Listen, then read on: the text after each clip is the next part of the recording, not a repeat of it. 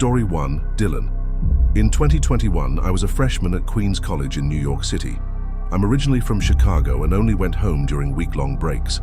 Now I'm a senior, set to graduate this spring with a degree in film studies. But what happened during my first year still haunts me. Orientation day had me on edge. I was nervous, unsure if I'd fit in or make any friends. But by the end of the day, I had met a group of classmates who seemed cool, and we naturally formed a little friend group. Things were looking up. That's when I met Dylan. From the moment I saw him, I knew something was off. He was awkward, trying way too hard to be funny, always saying the most random, cringy things that no one laughed at. At first, I figured he was just a socially awkward film nerd. But as time went on, I realized there was something deeply wrong with him. Dylan wasn't just weird, he was unsettling. Weeks passed, and Dylan became more and more annoying. He would constantly butt into conversations, bring up unrelated topics that only he cared about, and had this way of making everyone uncomfortable. But we tolerated him. After all, we were just starting college. No one wanted to be the one to push someone out. Then things got darker. One night, I was having dinner in the cafeteria with a few friends, Alex, Eric, and Mary Kate. We were venting about Dylan, laughing about how bizarre he was, when Mary Kate said something that sent chills down my spine. You know, he's been following girls back to their dorms, right? I froze. Wait, what? Yeah, a bunch of people have been talking about it. They think he's dangerous. My stomach dropped. I wanted to believe it was just a rumor, but something about Dylan had always felt off, and things were about to get worse.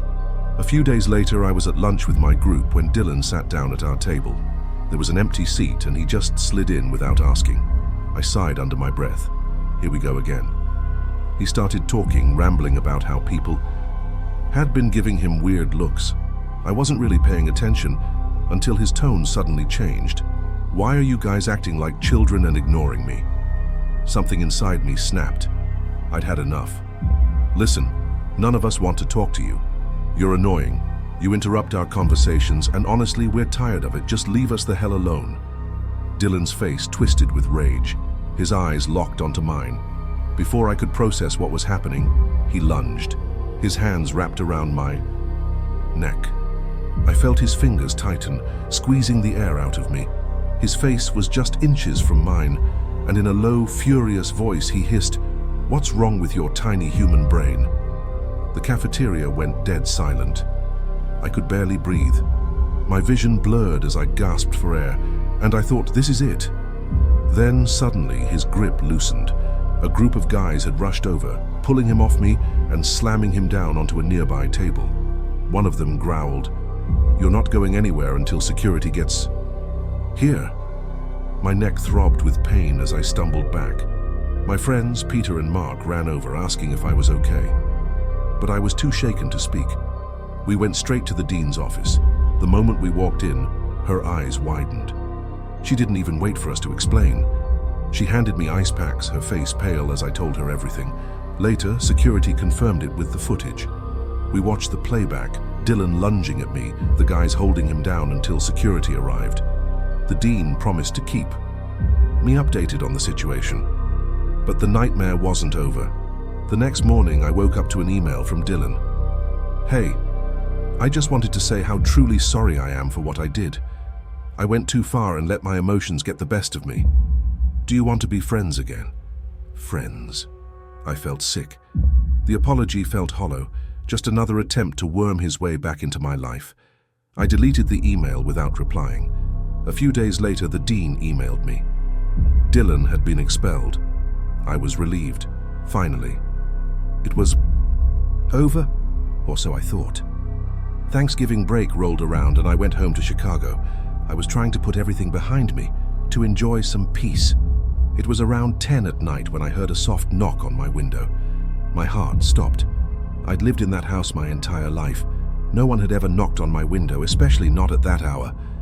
A chill ran down my spine, but curiosity got the better of me. I walked to the window, lifted the shade, and there was Dylan.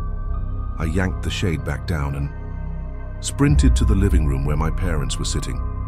"Dylan, he's outside." My mom looked concerned but skeptical. "Are you sure, honey?" Maybe it's just your imagination." I dragged her back to my room and lifted the shade.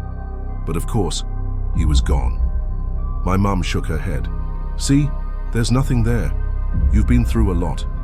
Maybe it's in your head." I wanted to believe her. I needed to believe her. But I couldn't shake the feeling that what I saw was real. How did he get to Chicago? How did he find out where I lived? What did he want? I still don't know if it was real, or my mind playing tricks on me, but I'm less and less inclined to believe it was just my imagination. Story 2. Nick. Back in 2019, I was 21 years old and working at a place called Coconut Car Wash in Flagler County, Florida. I didn't go to college. I simply couldn't afford it. And while my boss wasn't the friendliest guy, he paid decently, and I got along with almost everyone. Everyone except one guy, Nicholas Sess. He was 25 when he started working there. At first he seemed fine, polite, made eye contact when we spoke. Nothing seemed off. We exchanged social media, and I didn't think much of it. But by March, his behavior changed. He started touching me. At first I tried to convince myself it was accidental, brushing my arm when walking past, tapping my shoulder for no reason. But it happened too often to be a coincidence. He'd apologize with this creepy little grin, but I wasn't naive. Knew exactly what he was doing. Then came the constant DMs on Instagram asking me out over and over. At first I politely declined, but he wouldn't stop. "Just one date. Come on, I'll make it worth your time." I began to feel unsafe. I went to my boss, hoping for help. Instead, he looked at me like I was being dramatic and said, "You need to handle your own problems." No help, no support. I was alone. My coworkers were too busy. My parents were emotionally distant, and therapy. Out of the question, I couldn't afford it. And Nick, he got worse. His messages turned obsessive, almost possessive. I'd wake up to long, rambling DMs about how we were meant to be and how no one else could love me like he could. He started leaving disgusting love notes in my locker at work. But then, the nightmare truly began. One night after work, I had just gotten out of the shower, wrapped in a bathrobe. The shades on my bedroom window were still open. As I turned to close them, I froze. Outside, under the dim glow of the streetlights, Nick was sitting on his bike, staring up at me. For a moment I thought I was imagining things, but he was really there. And the second our eyes met, he pedaled away, vanishing down the street. How did he know where I lived? I never told him. We never hung out outside of work. I felt sick. I grabbed my phone and blocked him on everything, even his number. Then I emailed my boss, told him I was quitting, and explained why. Of course, he didn't care. I thought it was over, but it wasn't. The next morning, I woke up to a flood of Instagram DMs from an account I didn't recognize. Of course, it was Nick. He had made a new account.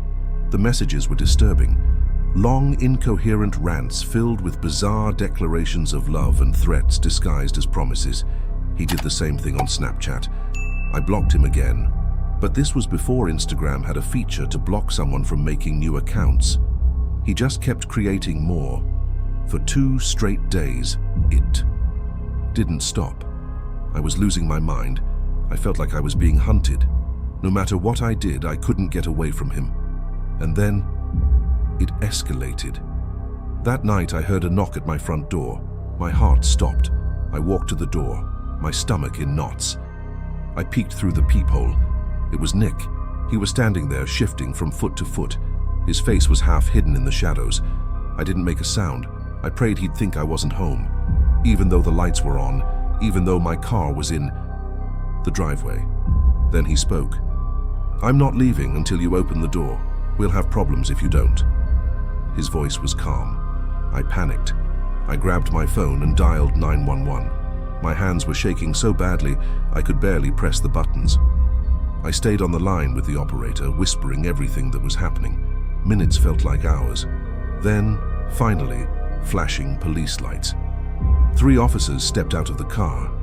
I watched through the peephole as they approached Nick. I couldn't hear what they were saying. After a few tense minutes, they came to my door. I let them in and told them everything. They found out where Nick lived and gave him a warning to stay away, but that didn't stop him. The next morning, he was back. This time, a patrol car spotted him biking toward my house and arrested him. At the station, in the interrogation room, Nick confessed to everything, things that made my skin crawl. He admitted he had been watching me for months, that he had been outside my house multiple times, that he had collected photos of me from my social media, that he had been trying to figure out my routine. I just wanted to be close to her, he said. I felt like my world was crumbling. Why? Why did he think that, after everything, I'd want anything to do with him? He was sick. Nick was charged with felony burglary of a dwelling and misdemeanor stalking. He faces up to 15 years in prison and $11,000 in fines. But even prison doesn't give me peace, because one day he'll get out. And when that day comes, I can't help but wonder, will he come looking for me again? Story 3. Paul. Years ago, I worked in a facility that provided assisted living and hospice care for people who had become disabled due to HIV or AIDS. There were too many stories to count over the years, but the one that stuck with me the most, undeniably the most powerful, was about a resident named Paul and a fellow caregiver named Bert. Paul was in his 60s and had been with us for years. He was one of those people who came close to death many times, only to bounce back again and again. His health was always poor, but somehow he kept holding on, defying the odds. Eventually, though, Paul was ready to go. He wasn't rushing it, but he had reached that state of peace people often find when they've made their peace with the end. One day he was chatting with Bert, myself, and a few others about the afterlife. Bert, whom Paul especially liked among the staff, half-jokingly said, "Hey, when your time comes, if there's an afterlife, stop by and prove it to me, okay?" Paul laughed and promised he would do his best. They brought it up again a few times afterward, always light-heartedly with a bit of dark humor. "Paul, if you die this weekend, don't forget to say hi." "Well, if you don't bring me those cookies I like, I might be the one to visit you first." That sort of playful, honest banter. Then it happened. Paul passed away peacefully late one night. He was found by a caregiver at 6 in the morning when they brought his medication. When Bert came into work that morning, maybe 5 minutes after I did, he didn't even take off his coat before asking, "Paul died last night, didn't he? Around 2 in the morning." Let me be clear. Bert was one of the most grounded, sincere, and logical people I had ever known. He also considered himself an atheist, more or less. He told me he had woken up suddenly from a dead sleep at exactly 2 in the morning. And above him, there was a green orb floating. He was instantly filled with an overwhelming sense of peace, joy, and warmth, something he had never felt before. And somehow he just knew it was Paul. He said he quietly thanked Paul for everything and said goodbye. Then he went right back to sleep, effortlessly, without even trying. When he woke up, he briefly wondered if it might have been a dream, but it had felt so incredibly real that he knew it wasn't. That experience changed Bert. He had always been a good man, kind, responsible, empathetic, but something inside him deepened. He became even more compassionate, gentler, and, for the first time in his life, spiritually open. He never doubted what he experienced, and neither did the rest of us. Even if I hadn't fully trusted Bert's integrity, which I did, there was simply no other logical explanation. I still question life. I still ponder the nature of reality and what comes after. But since that day, I've never doubted that some kind of afterlife exists. Story 4. Max. The strongest evidence I can offer for the existence of the afterlife comes from something our daughter Abigail said when she was just 3 or 4 years old. One day, completely out of the blue, she looked up at us and asked, "Can you buy some boy toys for Max?" We nearly fell over in shock. Abigail had no way of knowing it, but she was the surviving twin of a pregnancy that ended in miscarriage. She had been born, her non-identical twin had not. And the most unsettling part, the name we had chosen for her twin, had the pregnancy gone to term, was Max. We had never told anyone, not friends, not extended family, and certainly not our children. It wasn't something we thought a young child needed to know, something too complex and painful for her to understand. But there she was, completely unprompted, asking us to buy toys for the brother she was never told existed. Trying to make sense of what we were hearing, we asked gently, "How old is Max? When's his birthday?" Abigail frowned, almost frustrated, like she couldn't believe we didn't already know. "He's the same age as me," she said with complete certainty. "His birthday is the same day as mine." That moment changed everything for us.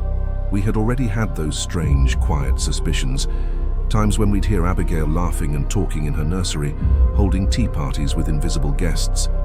She was the only child home during the day. Her older siblings were always at school. Looking back, we're certain she was playing with her twin brother. We took her to the store and let her pick out some toys for Max. She chose a wooden train set and a few other small things. Those toys are now packed away carefully, cherished reminders of an experience that forever reshaped our understanding of the spirit world. For the next few years, the playtimes continued. Abigail would chat, giggle, and play as though someone else was right there beside her, someone only she could see. And then, one day, it stopped. No tears. No confusion, just calm acceptance, as if Max had gently told her it was time for him to go. Today, Abigail is 12 years old, bright, kind, and full of life, and I have no doubt her twin Max is still with her, watching over her. And one thing I believe with all my heart is that when our time in this world comes to an end, Max will be there, waiting for us, his parents, his siblings, his family. Until then, rest in peace, my darling. Story 5. A message from my father. This happened to me back in the 1980s, several months after my father had passed away. At the time, I was an armed officer with the Metropolitan Police, stationed at an event near the BBC building in Portland Place, W1. I was standing on guard, scanning the crowd, when an elderly lady approached me, pushing a shopping trolley behind her. She stopped directly in front of me, looked up and asked, "Is your name Roger?" Now, Roger was a family nickname, something only my dad used to call me, but I didn't recognize this woman at all. My heart skipped a beat. "Sorry," I replied. "Do I know you?" She looked at me with a strange, knowing gaze and said, "You're going to think I'm mad, but I'm a medium, and I have a message from your dad." At that point, I was completely thrown off. Still processing what she had just said, my natural skepticism kicked in, but she wasn't finished. She continued, "I was just shopping in C&A on Oxford Street when your dad came to me. He asked me to pass a message on to the policeman." Standing near the BBC, a chill ran up my spine. I didn't say anything, I just listened. Then she began describing him. "Your dad's a big man, very broad shoulders, built like a wrestler, short grey hair, Roman nose. He looks just like Burt Lancaster from the movies." Her description was so precise, so eerily accurate, that I felt the air around me grow heavy. That was exactly what my dad looked like, as if she had seen him standing there. The woman paused for a moment, as if gathering her thoughts before continuing. "He wants you to know that he's out of pain. He suffered a lot with cancer before he passed. He's with his mum and dad now, and his dogs. He's very happy. He wants you to look after your mum, and he loves you very much." I was stunned. I hadn't talked to anyone, not a soul, about my dad's struggles with cancer. Yet this woman knew everything. There was no way she could have known how he looked, or how much he had suffered. Tears welled up in my eyes, but I held them back.